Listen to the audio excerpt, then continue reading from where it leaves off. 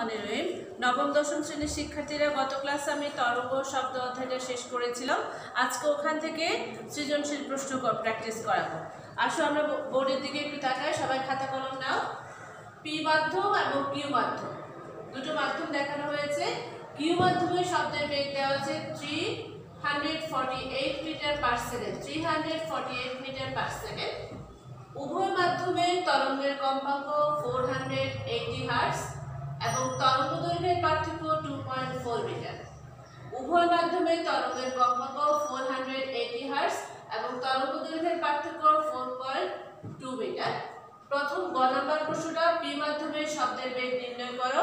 ঘ নাম্বার প্রশ্ন, যদি কিউ মাধ্যমের কম্পাঙ্ক 660 হার্টজ হয় তবে তরঙ্গটি 100 বার কম্পনে 50 মিটার দূরত্ব অতিক্রম করতে পারবে কি? মতামত দাও। আমি প্রশ্নটা আবার বলছি। গ নাম্বার প্রশ্ন, পি মাধ্যমের শব্দের বেগ নির্ণয় করো। ঘ নাম্বার প্রশ্ন, যদি কিউ মাধ্যমের কম্পাঙ্ক 660 হার্টজ হয় তবে তরঙ্গটি 100 বার কম্পনে 50 মিটার দূরত্ব অতিক্রম করতে পারবে কি? তাহলে মনে করি, আমরা সমাধানটা শুরু করি। মনে করি পি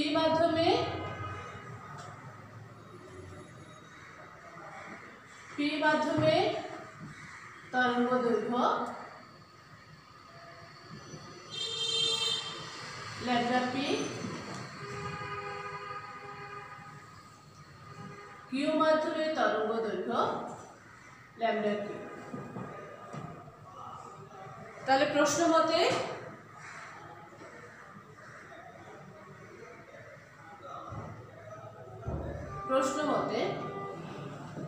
উভয় মাধ্যমে তরঙ্গ দৈর্ঘ্যের পার্থক্য lambda P minus lambda Q equal to 2.4।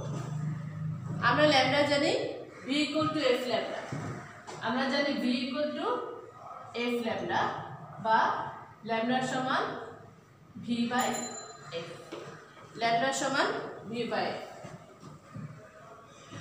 আচ্ছা, এখানে और VP by F, V Q by F সমান 2.4। এখানে আমরা একটা জিনিস লিখি, কম্পাঙ্ক এফ সমান, কম্পাঙ্ক এফ দেওয়া আছে 480 হার্টজ এবং বেগ VQ সমান 348 মিটার পার সেকেন্ড। এটাকে আমরা লিখতে পারি 480 পার সেকেন্ড, হার্টজ হচ্ছে পার সেকেন্ড, বা 1/f কমন দিলে VP VQ equal to 4.2 और VP माइनस VQ समान F गुण 2.4 और VP समान VP माइनस VQ समान F এর মান কত দেওয়া আছে?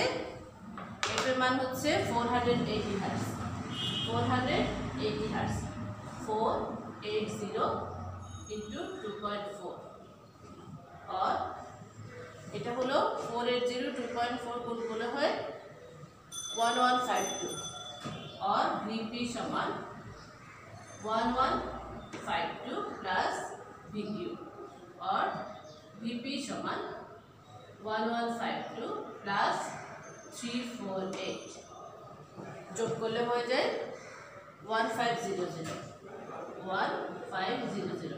সুতরাং VP সমান 1500 মিটার পার সেকেন্ড। সুতরাং পি মাধ্যমে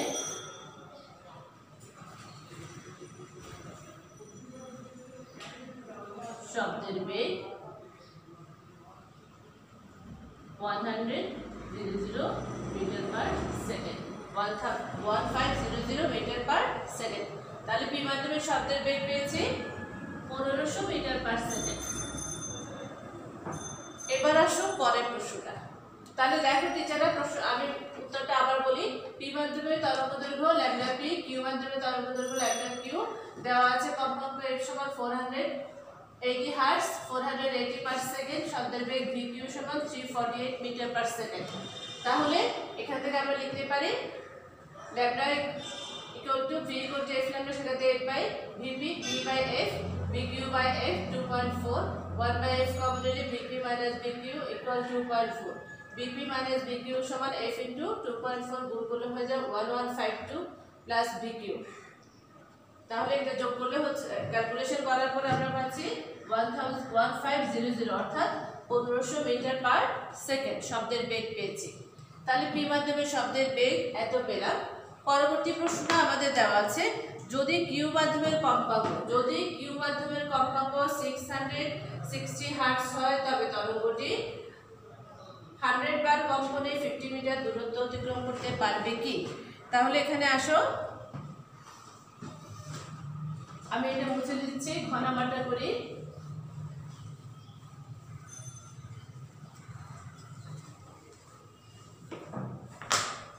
ঘ নাম্বার প্রশ্নটা, পি মাধ্যমে শব্দের বেগ ভিপি সমান 1500 মিটার পার সেকেন্ড।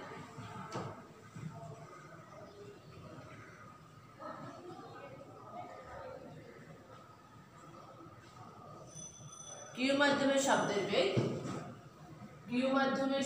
বেগ ভি কিউ সমান 348 মিটার পার সেকেন্ড। কিউ মাধ্যমে কম্পাঙ্ক এফ সমান 660 হার্টজ বা 660 পার সেকেন্ড। এখন কিউ মাধ্যমে তরঙ্গ দৈর্ঘ্য ল্যামডা কিউ হলে আমরা পাই, সুতরাং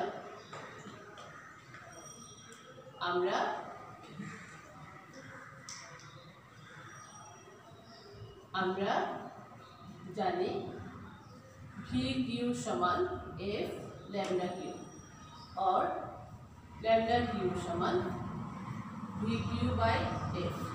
ভি কিউ এর মান হচ্ছে 348 এবং এফ হচ্ছে 660।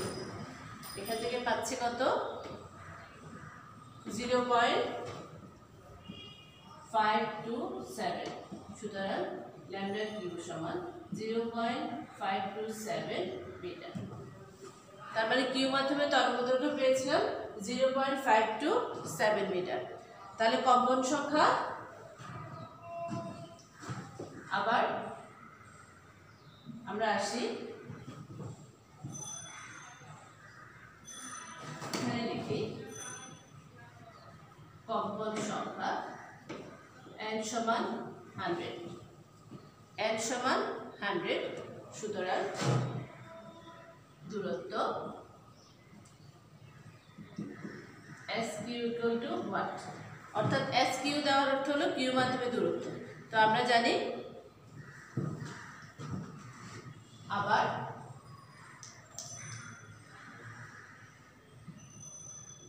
এস কিউ সমান N lambda Q, S Q সমান এন ল্যামডা কিউ। তাহলে এন হচ্ছে 100, ল্যামডা কিউ পেলাম 0.527 সমান 52.7। সুতরাং এস কিউ সমান 52.7 মিটার। তাহলে আমার প্রশ্ন ছিল 100 বার কম্পনে 50 মিটার দূরত্ব অতিক্রম করতে পারবে কি? আমি এখানে যে দূরত্ব পেয়েছি সেটা 52। সুতরাং এস কিউ গ্রেটার 50 মিটার। সুতরাং 50 মিটার দূরত্ব অতিক্রম করতে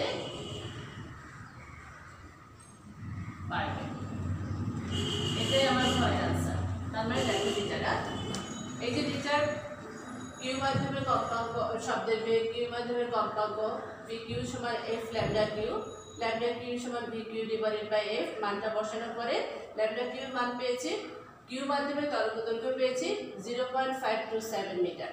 আর কম্পন সংখ্যা 1 সমান 100, দূরত্ব SQ সমান হয়, আমরা জানি SQ সমান n ল্যামডা কিউ, কম্পন সংখ্যা ইনটু তরঙ্গ দৈর্ঘ্য।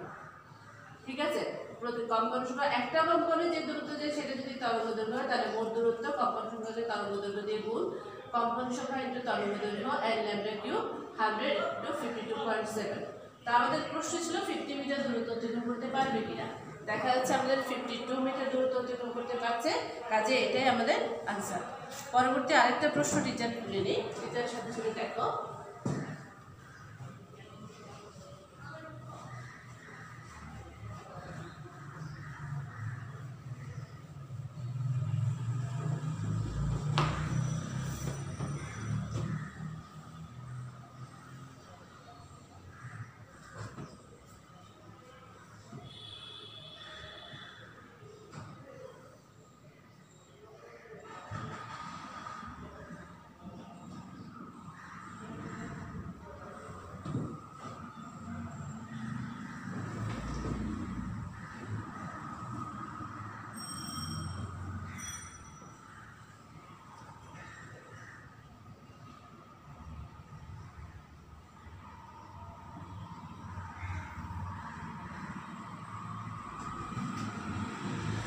একটা কূপ দেওয়া আছে, কূপের গভীরতা হচ্ছে 100 মিটার, কিন্তু কূপে যে পানি দেওয়া আছে সেই পানি পৃষ্ঠের গভীরতা হচ্ছে 25 মিটার। পানি পৃষ্ঠের গভীরতা 25 মিটার। আবার প্রথম প্রশ্ন হলো বায়ুর তাপমাত্রা 30 ডিগ্রি সেলসিয়াস হলে কূপের পাড়ে শব্দ করলে প্রতিধ্বনি শোনা যাবে কিনা। কূপের পাড়ে শব্দ করলে প্রতিধ্বনি শোনা যাবে কিনা, প্রথম প্রশ্ন। দ্বিতীয় প্রশ্ন ঘ নম্বরে আছে, যদি 20 ডিগ্রি সেলসিয়াস তাপমাত্রায় পানি পৃষ্ঠের উচ্চতা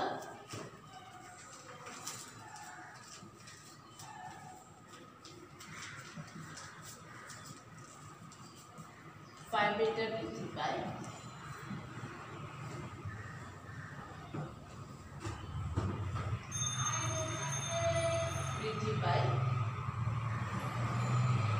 তাহলে প্রতিধ্বনি পূর্বের চেয়ে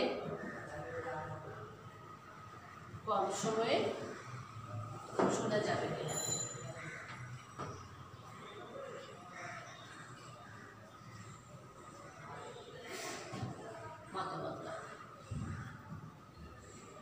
প্রশ্নটা আবার বলি, একটা কূপ আঁকলাম, কূপের গভীরতা হচ্ছে 100 মিটার, কূপের ভিতরে যে পানি আছে তার পানি পৃষ্ঠের গভীরতা হচ্ছে 25 মিটার। প্রথম প্রশ্ন, বায়ুর তাপমাত্রা 30 ডিগ্রি সেলসিয়াস হলে কূপের পাড়ে শব্দ করলে প্রতিধ্বনি শোনা যাবে কিনা। দ্বিতীয় প্রশ্ন, যদি 20 ডিগ্রি সেলসিয়াস তাপমাত্রায় পানি পৃষ্ঠের উচ্চতা 5 মিটার বৃদ্ধি পায় তাহলে প্রতিধ্বনি পূর্বের চেয়ে কম সময়ে শোনা যাবে কিনা। তাহলে আসো আমরা শুরু করি।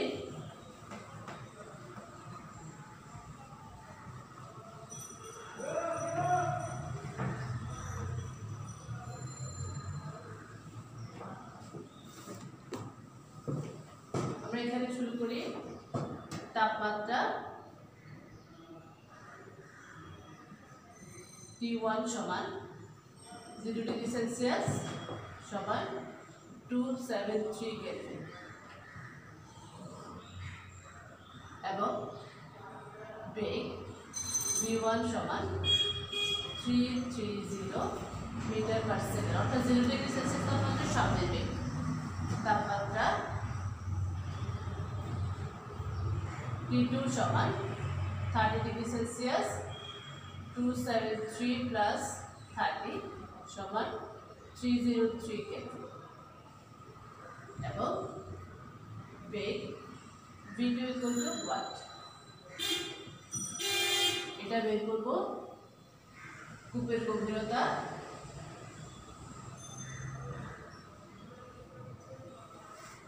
H1 সমান 100 মিটার, পানি পৃষ্ঠের গভীরতা H2 সমান 25 মিটার।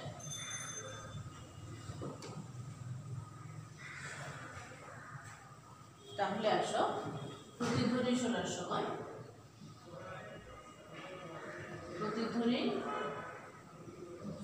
সময় 30 সেকেন্ড। তাহলে শুরুতে আমরা বলি আমরা যেটা পাই 30 ডিগ্রি সেলসিয়াস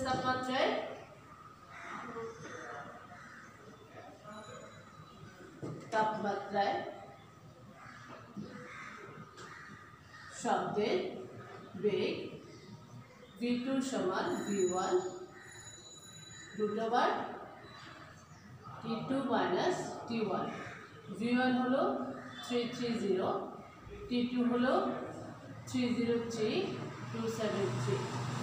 আমি একসাথে ক্যালকুলেশন করে ফেলি। ক্যালকুলেশন করলে পাচ্ছি 347659, v2 পেয়েছি 347.659 মিটার পার সেকেন্ড। তাহলে পেলাম। এখন আমি বলি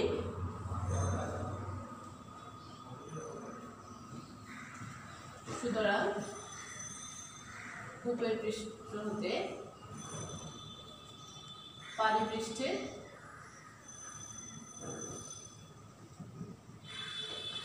গভীরতা H সমান 100, আমি একটু করে দিই, H2 minus H1 100 minus 25 metre সমান 75 মিটার। তাহলে আমরা জানি কত ক্লাসে টিচার পড়িয়েছিলাম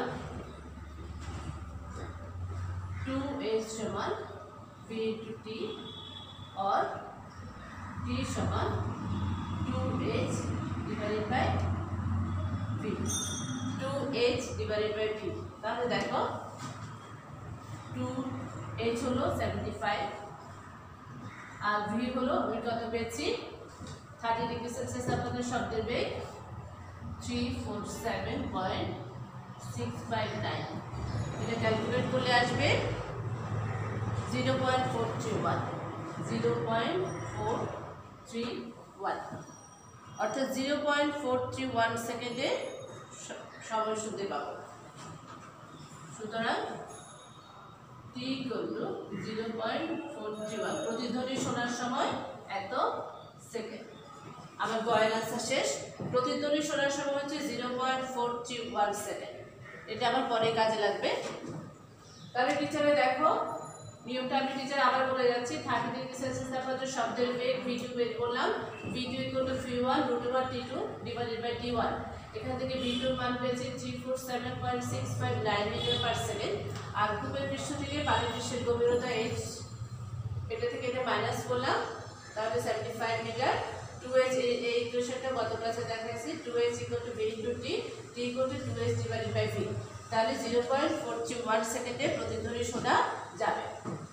এবার আমার পরের প্রশ্নটা আসো, যদি 20 ডিগ্রি সেলসিয়াস তাপমাত্রায় পানি পৃষ্ঠের উচ্চতা 5 মিটার বৃদ্ধি পায় তাহলে প্রতিধ্বনি পূর্বের চেয়ে কম সময়ে শোনা যাবে না। অর্থাৎ তাও একই প্রশ্নটা কিন্তু একই, প্রতিধ্বনি পূর্বের চেয়ে কম সময় শোনা যাবে কিনা। প্রতিধ্বনি শোনার সময়টা বের করে আমি গয়ের সাথে জাস্ট কম্পেয়ার করে দিব, পূর্বের চেয়ে বেশি সময় লাগবে না কম সময় লাগবে। তাহলে 20 ডিগ্রি সেলসিয়াস তাপমাত্রায় শব্দের বেগ আসো একই নিয়মে টিচার করে ফেলে। তাপমাত্রা T1 সমান 0 ডিগ্রি সেলসিয়াস, বেগ v1 সমান ঠিক আছে t2 = এখানে 20 না এসে কত আসবে 30 না এসে 20 293 কেলভিন।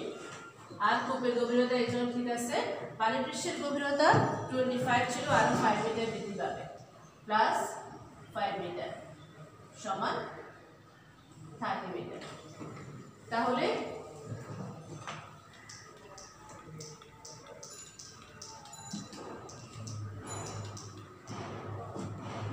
প্রশ্ন 20 ডিগ্রি সেলসিয়াস তাপমাত্রায়